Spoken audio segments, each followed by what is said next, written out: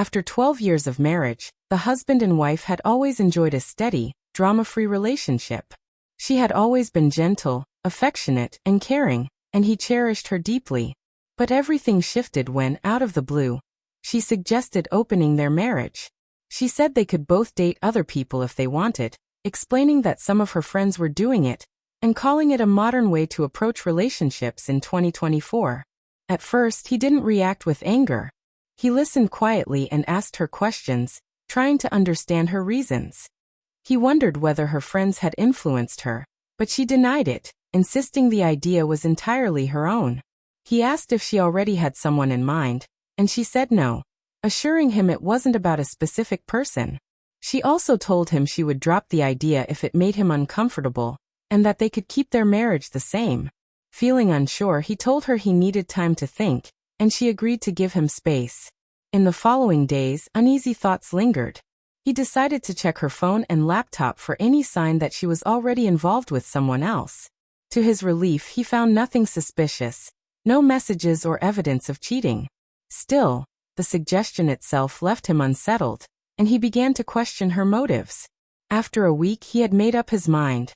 He told her he didn't believe in having an open marriage, and that instead of changing the rules, he would rather let her be free to date whoever she wanted, implying that they should part ways. She was stunned, burst into tears, and begged him to reconsider, telling him she loved him and didn't want their marriage to end. But he felt his decision was final. The idea of an open marriage had changed how he saw her, and he couldn't move past it. She refused to leave their home, so he moved into the guest room to put both physical and emotional distance between them. Soon after, she became sick and took time off work. She kept pleading with him to come back to the bedroom and talk, but he stayed firm. Deep down, he suspected her friends had played a big role in her suggestion, and he still had a nagging feeling that she might have been thinking about someone else. His suspicions grew when he found something new, evidence that she had a second phone he hadn't known about. When she realized he might have found out, she admitted it. She said she used it to communicate with people outside their marriage, and claimed she thought he already knew. On that phone, he found messages revealing emotional infidelity, conversations where she confided in someone else about their relationship, and hinted at taking things further. It felt like confirmation of his worst fears. Trust between them was gone. At that moment, he knew he had been right to consider divorce. He couldn't stay in a marriage where his dignity, pride, and self-respect were undermined. He still loved her, but love alone wasn't enough anymore. She had suggested an open marriage, secretly talked to someone else, and betrayed him emotionally. All signs that their relationship had reached its breaking point. She continued begging for forgiveness, promising to cut off her friends and do anything to fix things. But he knew reconciliation would never bring back what they had. The trust was shattered, and staying would only cause more pain. His self-respect mattered more than holding on to a broken marriage. Before he could decide on the next steps, tragedy struck. He lost a close relative in a car accident. The grief hit him hard, leaving him without the strength to deal with his wife's emotional pleas on top of everything else. She insisted on organizing the funeral, saying the deceased had been like a son to her too.